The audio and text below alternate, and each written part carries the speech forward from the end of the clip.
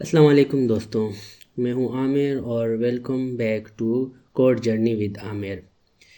HTML series के part 5 में हम सीखेंगे HTML फॉर्म्स जो रियल वेबसाइट का बहुत इम्पोर्टेंट हिस्सा होती हैं, जैसे लॉगिन, साइन अप और कॉन्टैक्ट फॉर्म्स। चलिए शुरू करते हैं। मैंने इसको डिफरेंट पॉइंट्स में सेपरेट किया हुआ है, तो उसमें हम देखते हैं कि क्या क्या चीज़ें हैं उसके अंदर। तो सबसे पहले हमारे पास है what is a form in HTML। Form जो है वो बेसिकली एक HTML का एलिमेंट है जो कि हमारे जो वेबसाइट है उसमें हम उसको फॉर्म्स के उस पर यूज़ करते हैं। फॉर एग्ज़ाम्पल आपने देखा होगा डिफरेंट वेबसाइट में ना लॉगिन का फॉर्म होता है, तो उस फॉर्म के अंदर जो है ना एक फॉर्म का एलिमेंट यूज़ हो रहा होता है जो कि एक तो एक्सेसिबिलिटी के लिए भी अच्छा है और उसके अंदर डिफरेंट जो है ना हम इनपुट्स को यूज़ कर रहे होते हैं। तो SEO फ्रेंडली भी होता है ये, तो इसलिए हम इसको यूज़ कर रहे होते हैं। तो चलिए फिर आज जो है ना इसका थोड़ा सा प्रैक्टिकल देखते हैं। तो मैंने ऑलरेडी एक वो बना के रखा हुआ है, फॉर्म्स का फ़ोल्डर बनाया हुआ है जिसमें index.html है। तो हम उसमें ना डिफरेंट फॉर्म्स देखते हैं। तो सबसे पहले जो है ना हमारे पास इसके अंदर ये फॉर्म का कंपोनेंट आता है इस तरह करके। तो इसके अंदर जो है ना हमारे पास डिफरेंट इनपुट्स आती हैं, ठीक है। तो इसमें इनपुट्स जो हैं हमारे पास ये हैं, इनपुट टैग्स जो हैं वो इसमें टेक्स्ट इनपुट होता है, ईमेल होता है और पासवर्ड इनपुट होती है। और भी इस तरह के बहुत सारे जो है ना इनपुट्स होते हैं, वो अभी हम आगे जाके देखते हैं। तो सबसे पहले जो है ना हम देखते हैं इनपुट हमारे पास आता है, यह टेक्स्ट इनपुट होता है, ठीक है। उसके बाद जो है हमारे पास और इसके अंदर एक एट्रीब्यूट आता है जो कि नेम का होता है, ठीक है। तो इसमें ना ये वाला नेम जो होता है ये लाजमी होता है, यानी कि अगर हम ये नहीं देंगे तो प्रॉब्लम ये होगी हमें जब हम कोई डेटा सेंड करेंगे बैकएंड के थ्रू, ठीक है। तो वहाँ पे इसका प्रॉब्लम होता है, तो वो हम इसलिए इसको नेम जो है यहाँ पे लाजमी देते हैं इसका इसके अंदर, ठीक है। इसी तरह हमारे पास एक और उसका टाइप होता है ईमेल के नाम से, ठीक है। और इसको हम नेम के साथ यहाँ पे ईमेल भी लिख सकते हैं, ठीक है। सेम जो है हमारे पास पासवर्ड होता है जो कि पासवर्ड का होता है ये, और यहाँ पे हम पासवर्ड दे देंगे, ठीक है। तो ये नेम ये चीज़ें जो है ये हम अभी आपको ये समझ नहीं आ रही होगी, बट इन फ्यूचर जब हम बैकएंड सीखेंगे तो उसमें ये चीज़ बहुत ज़्यादा इम्पोर्टेंट होती है और हम देखेंगे कि ये क्यों इम्पोर्टेंट होती है, ठीक है। तो अभी फ़िलहाल इसको आप समझ लीजिएगा कि ये चीज़ जो है ये इम्पोर्टेंट है जब हम बैकएंड में जाएंगे, ठीक है। तो उसके बाद जो है हमारे पास इसके अंदर एक और एट्रीब्यूट आता है रिक्वायर्ड का, ठीक है। यहाँ पे रिक्वायर्ड है और यहाँ पे भी हम अगर रिक्वायर्ड लगाते हैं, ये बेसिकली वैलिडेशन के लिए यूज़ होता है कि ये फील्ड जो है रिक्वायर्ड है। अगर हम फॉर्म के ऊपर क्लिक भी करेंगे, बटन के ऊपर क्लिक भी करेंगे, तो ये हमें शो करवा देगा एरर कि ये चीज़ रिक्वायर्ड है, ठीक है। तो ये चीज़ हो गई। उसके बाद हमारे पास अगली चीज़ क्या है, अगली चीज़ हमारे पास है लेबल टैग। अब ये लेबल टैग जो है ये भी बहुत ज़्यादा इम्पोर्टेंट टैग होता है। ये बेसिकली ये होता है कि हम जो हैं डिफरेंट जो हैं स्पेसिफाई करने के लिए लेबल यूज़ करते हैं। फॉर एग्ज़ाम्पल अगर हम यहाँ पे लेबल लिखते हैं, ठीक है, लेबल में यहाँ पे ये हमारे पास एट्रीब्यूट आता है फोर का। तो जब हम फोर लिखते हैं, यहाँ पे हम नेम लिखेंगे फॉर एग्ज़ाम्पल, और यहाँ पे हम नेम लिखते हैं, ठीक है। और इसके अंदर हमारे पास अगर हम चाहते हैं कि जब हम लेबल पे क्लिक करें तो हमारे पास ये ओपन हो जाए, यानी फोकस हो जाए हमारा इनपुट में, तो हम यहाँ पे आईडी में जो है सेम जो है वो नेम रख लेंगे इसको। जो यहाँ पे हमने फोर के अंदर नेम रखा होगा उसी तरह जो है ना यहाँ पे भी हम इसको रखेंगे, ठीक है। तो ये हो गया। उसी तरह हम अगर इसको यहाँ पे रखते हैं और यहाँ पे इसको ईमेल देते हैं और यहाँ पे इसको आईडी में बी, एक मिनट,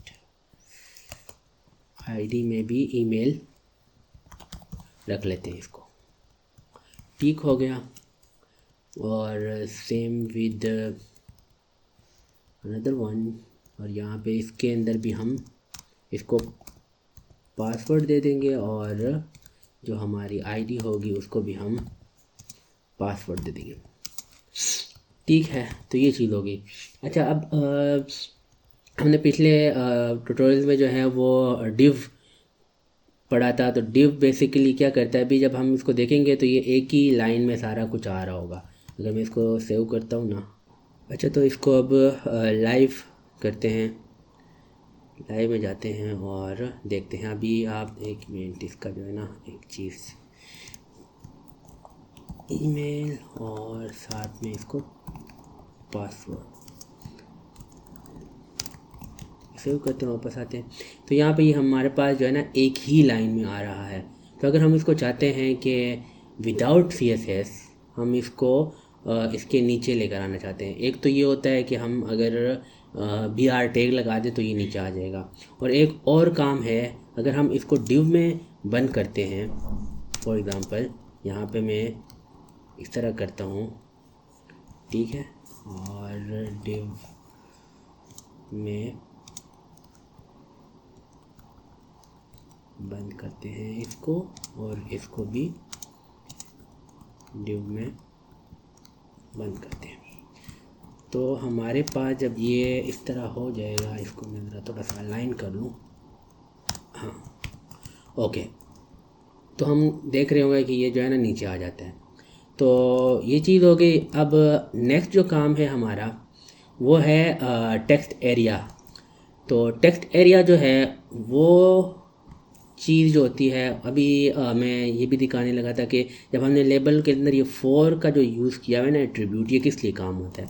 ये इसलिए काम आता है जब हम इस पर क्लिक करेंगे ना, तो ये देखिए यहाँ पे फोकस्ड हो रहा है। इस पर क्लिक करेंगे तो वो आईडी के थ्रू उसको पिक कर लेता है और फिर उसके बाद उसको फोकस कर लेता है। इसके ऊपर अगर हम क्लिक करेंगे तो ये इधर फोकस हो रहा है।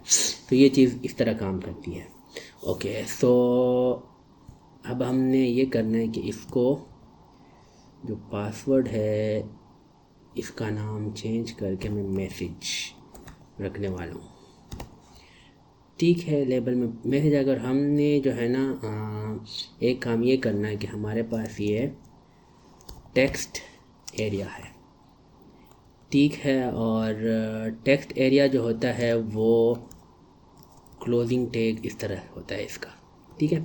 अच्छा, अब इसमें भी बाकी चीज़ें सेम होती हैं। ये टाइप जो होता है इसके अंदर, ये टाइप नहीं होती इसके अंदर। हमने फिर क्या करना है यहाँ पे, अच्छा, तो यहाँ पे हमने मैसेज लगा दिया। तो मैसेज लगाने के बाद यहाँ पे इसके अंदर नेम के अंदर भी हम मैसेज लिख देते हैं। ओके, सो ये चीज़ हो गई। अब अगर मैं इसको सेव करता हूँ और आपको दिखाता हूँ तो इसमें हमारे पास ये चीज़ें आ रही हैं, शो हो रही हैं। ये जो है टेक्स्ट एरिया हमारे पास मैसेज के लिए होता है। अगर हमने ज़्यादा टेक्स्ट लिखना होता है तो हम टेक्स्ट एरिया को यूज़ करते हैं।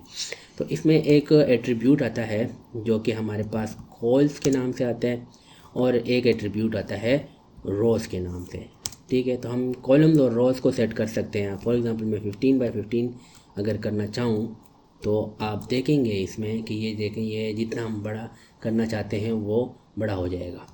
ठीक हो गया, तो ये चीज़ हो गई। उसके बाद जो है हमारे पास नेक्स्ट जो है वो है सेलेक्ट का ऑप्शन। तो हम सेलेक्ट को किस तरह यूज़ करेंगे, तो सेलेक्ट को यूज़ करने का तरीका भी बहुत ही सिंपल है। तो सबसे पहले हम इसको दे देते हैं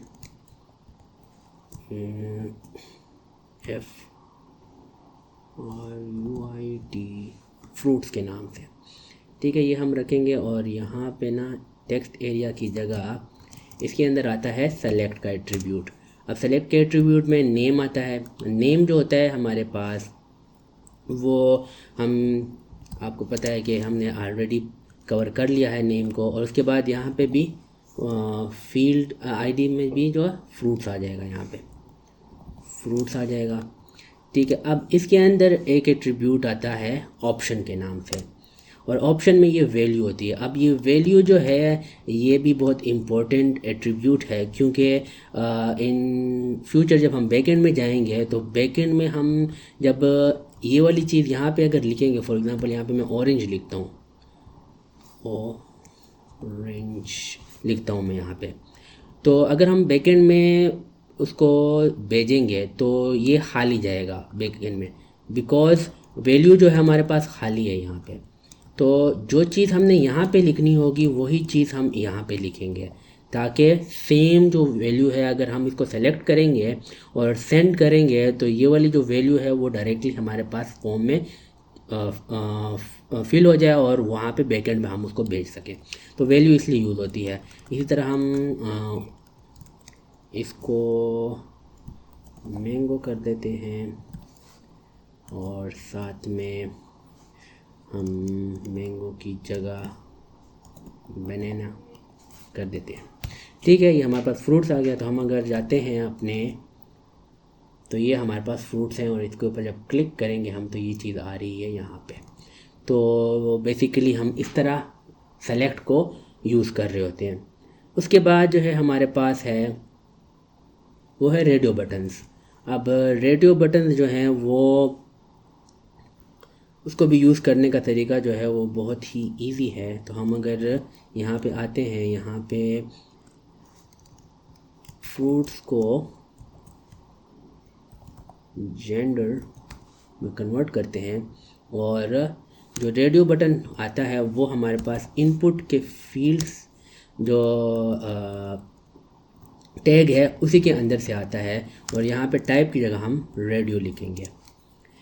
ठीक है, रेडियो आ गया और हम इसको रेडियो लिखने के बाद हम नाम दे देंगे मेल। ठीक है, और दूसरे को भी आई थिंक मेल नहीं, जेंडर दे देंगे, जेंडर और जेंडर। ओके, और साथ में हम यहाँ पे लिख देंगे मेल और फीमेल। इसको देखते हैं हमारे पास ये किस तरह शो होता है। तो ये चीज़ें आप देख रहे होंगे कि जेंडर मेल और फीमेल। तो अगर हम इसको क्लिक करते हैं और इसको क्लिक करते हैं तो ये हमारे पास इस तरह शो हो रहा होता है। अगर हम ये चीज़ ना करते, नेम ना लगाते यहाँ पे, तो तब क्या आना था मैं आपको दिखा देता हूँ। यहाँ पे सेव करता हूँ, वापस आता हूँ, तो यहाँ पे इसको क्लिक करूँगा, तो इसको जब क्लिक करूँगा तो ये दोनों सेलेक्ट हो रहे हैं। तो बेसिकली जो नेम होगा यहाँ पे अगर सेम रखना है तो तब जाके ना ये हम सेलेक्ट कर सकते हैं इसको। तो ये है रेडियो हो गया हमारे पास। उसके बाद हम जाते हैं नेक्स्ट टॉपिक, नेक्स्ट स्टेप पे। नेक्स्ट स्टेप जो है हमारे पास है वो चेक बॉक्स है। तो चेक बॉक्स को भी यूज़ करने का जो तरीका है वो भी सिंपल है।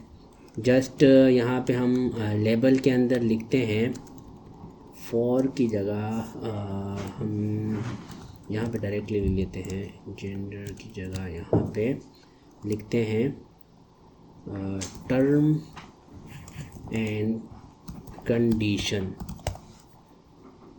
ओके, सो ये आ गया और हम जो है लेबल को इसको रिमूव करते हैं। हाँ ठीक है, और यहाँ पे हम इनपुट लिखते हैं। इनपुट के अंदर हमारे पास चेक बॉक्स होता है। तो बेसिकली चेक बॉक्स जो होता है ना वो हमारे पास इस तरह शो हो रहा होता है। जब हम इसको सेव करेंगे और देखेंगे तो हमारे पास ये इस तरह शो हो रहा होता है, जो कि एक ये भी फॉर्म होता है। और इसके अंदर भी हम जो है ना, इसके अंदर भी नेम होता है, तो नेम हम इसके अंदर देंगे, नेम टर्म्स के नाम से दे देंगे या टर्म एंड कंडीशन के नाम से दे देंगे और इस तरह देंगे टर्म एंड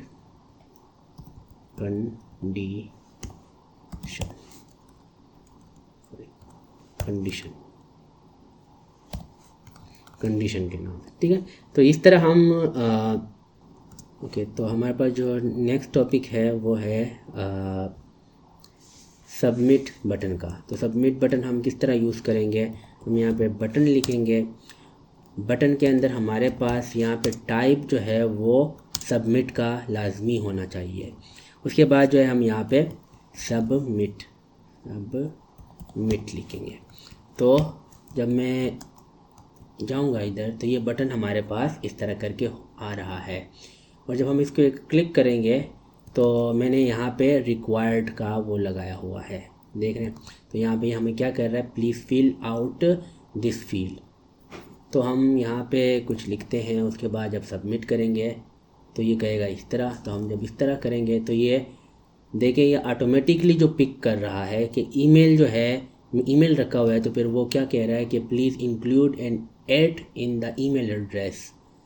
तो वो बता रहा है कि आपने जो लिखा है इसमें 8 का सिंबल मिसिंग है। तो हम अगर 8 लगाएंगे और उसके बाद कुछ लिखेंगे .com तो ये पिक कर लेगा उसको, ठीक है। इसी तरह अगर हम इसमें जाते हैं तो ये भी रिक्वायर्ड था, तो हम इसको कुछ लिखेंगे तो ये फिर उसके बाद जो है ना, ये हमारा आप देख रहे होंगे यहाँ पे कि हमारा जितना भी डेटा है वो यहाँ पे हम सेंड कर रहे हैं, और सारा कुछ आप इसके अंदर चेक कर रहे होंगे। यानी कि अगर मैं यहाँ पे इधर भी कुछ लिखता हूँ, अगेन इसको फिल करते हैं कुछ भी रख के, ओके, और मेल के बाद ये जब इसको सबमिट करेंगे तो आप अब देख रहे होंगे कि नेम भी आ रहा है इसमें, ईमेल भी हमारे पास यहाँ पे आ रहा है, पासवर्ड भी यहाँ पे आ रहा है, मैसेज भी आ रहा है, और यहाँ पे फ्रूट्स भी आ रहा है,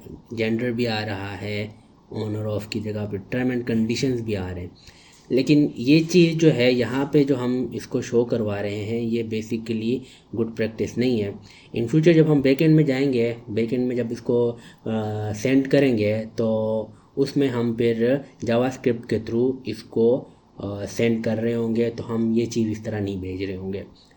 तो ये चीज़ होगी। और उसके बाद जो है हमारे पास क्या है, हमारे पास उसके बाद सिंपल सा जो है एक मिनी प्रोजेक्ट है।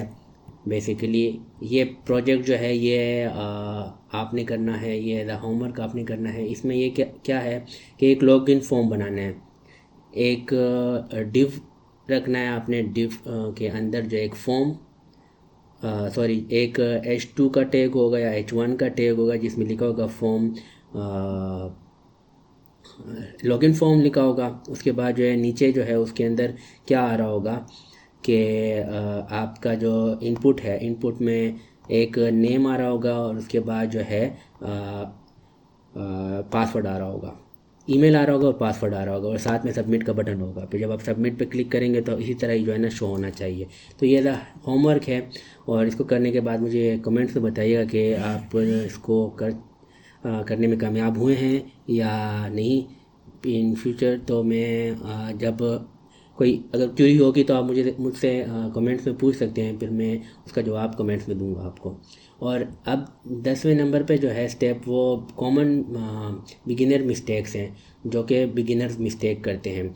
तो बिगिनर क्या मिस्टेक करते हैं, वो समझते हैं कि जो लेबल है और इसके अंदर एक प्लेस होल्डर भी आता है। मैं अगर इसके अंदर दिखाऊँ ना, प्लेस होल्डर नेम, तो ये क्या करता है, इसको सेव करते हैं तो यहाँ पे अगर मैं आता हूँ तो ये इसके अंदर प्लेस होल्डर के साथ आ जाता है। तो बिगिनर्स सोचते हैं कि प्लेस होल्डर और जो लेबल है वो सेम है, हालांकि ये दोनों चीज़ें टोटली डिफरेंट हैं। ये लेबल जो है बेसिकली एक्सेसिबिलिटी के लिए बहुत इम्पोर्टेंट रोल अदा करता है, एक्सेसिबिलिटी को बेहतर बनाता है, जबकि प्लेस होल्डर जो है वो सिंपल जो है ना उसको प्लेस होल्डर होता है जो कि एसईओ में नहीं काम आ रहा होता है। तो लेबल जो है एसईओ के लिए काम कर रहा होता है और प्लेस होल्डर जो है वो एसईओ के अंदर काम नहीं कर रहा होता है। तो ये डिफरेंस होती है। और दूसरा जो मिस्टेक कर रहा होता है वो बिगिनर जो होता है वो नेम को छोड़ देता है, हालांकि मैंने इसके ऊपर मैंने आपको बताया है कि ये कितना इम्पोर्टेंट एट्रीब्यूट है। और उसके बाद जो है तीसरी गलती क्या करता है कि वो फॉर्म से ना बाहर लिख देता है, इसको जो हमारा लेबल है और इनपुट है वो इसको बाहर लिख देता है, जो कि सही नहीं है। तो ये 3 मेन जो है मिस्टेक्स बिगिनर कर रहे होते हैं। तो आज की जो वीडियो है वो इधर तक ही है। तो आज हमने HTML फॉर्म्स, इनपुट, लेबल और एक सिंपल लॉगिन फॉर्म बनाना सीखा। नेक्स्ट वीडियो में हम सीखेंगे HTML टेबल्स जो डेटा शो करने के लिए यूज़ होते हैं। वीडियो पसंद आए तो लाइक करें, सब्सक्राइब करें और बेल आइकन दबाएं। मिलते हैं पार्ट 6 में। अल्लाह हाफिज़।